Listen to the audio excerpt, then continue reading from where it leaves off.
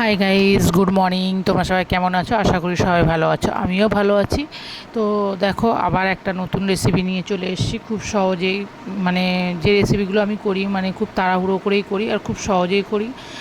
তো এটাও একটা মানে খুব ইজি একটা রেসিপি। তো দেখো, আমি আছে ডিম, তোমরা সকলেই ডিমের কারি খেয়েছো, ডিমের ঝাল খেয়েছো, ডিম কষা খেয়েছো, আলু দিয়ে তরকারি খেয়েছো। তো এটা আমি একদম পাতলা ঝোল ঝাল করছি। দেখো আমার রেসিপিটা। তো প্রথমে তার জন্য দুটো ডিম আমি একসাথে ভেজে নিয়েছি, অমলেট মতন করে নিয়েছি, ওটাকেই স্লাইস করে নেব, 2 পিস করে নেব।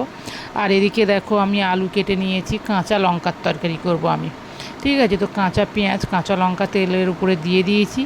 আর আদা আর রসুন লঙ্কা বাটা দিয়ে করব, একদম পাতলা ঝোল মতন করব না, আবার তোমার মাখা মাখাও কষাও করব না, মানে খুব একদম মানে কি বলবো, এই গরমের জন্য এই তরকারিটা একদম পারফেক্ট। তো তোমরা দেখতে থাকো যে আমি এই রেসিপিটা কেমনভাবে করছি। যদি তোমাদের ভালো লেগে থাকে একটা লাইক, একটা কমেন্ট শেয়ার করো। আর যদি কোথাও ভুল হয়ে থাকে তো সেটাও কমেন্টের মাধ্যমে অবশ্যই জানাও।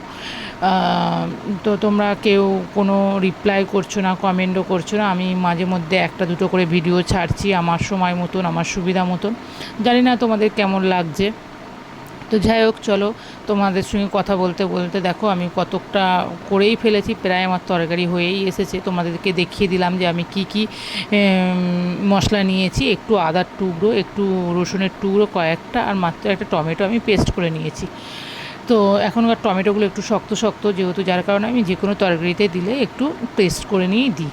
আর সামান্য একটু হলুদ গুঁড়ো দিয়েছি, দিয়ে তরকারিটা একদম মানে মাখা মাখা মতন করব। দেখো আলুগুলো আমি লম্বা লম্বা ঝোলের মতন করে কেটে নিয়েছি। তো ডিমের ঝাল করে একটু বড় বড় মাংসের মতন আলু দেয়, আমি অমনটা করিনি, কেননা আমি পুরো সম্পূর্ণ আলাদাই করছি এই রেসিপিটা। তো দেখতে থাকো, তোমাদের কেমন লাগে অবশ্যই কমেন্টের মাধ্যমে জানাতে থাকো।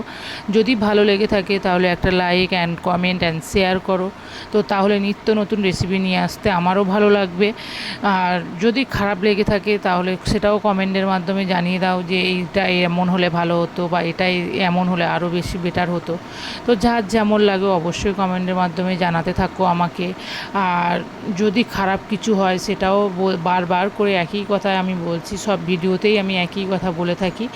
তো যদি ভালো লেগে থাকে অবশ্যই জানাও। একটু সবাই সবাইকে সাপোর্ট করলে আমার মনে হয় সবার চ্যানেলগুলো একটু গ্রো করবে। তো একটু সবাই মিলে সাপোর্ট করো। আমিও নতুন চ্যানেল খুলেছি যাতে একটু তোমাদের হেল্প পাই বা সাপোর্ট পাই। তো দেখো, তোমাদের সঙ্গে গল্প করতে করতে আমি এদিকে আমার তরকারিটা পুরোপুরিভাবেই রেডি হয়ে গেছে। তো ধনেপাতা ছিল না, একদমই পুরো শুকিয়ে গেছিলো, ফ্রিজের মধ্যে কয়েকটা পড়েছিল। তো সেটাই আমি ভালো করে ধুয়ে নিয়ে কেটে নিয়েছিলাম, তো সেটাই দিয়ে দিলাম নামানোর আগে।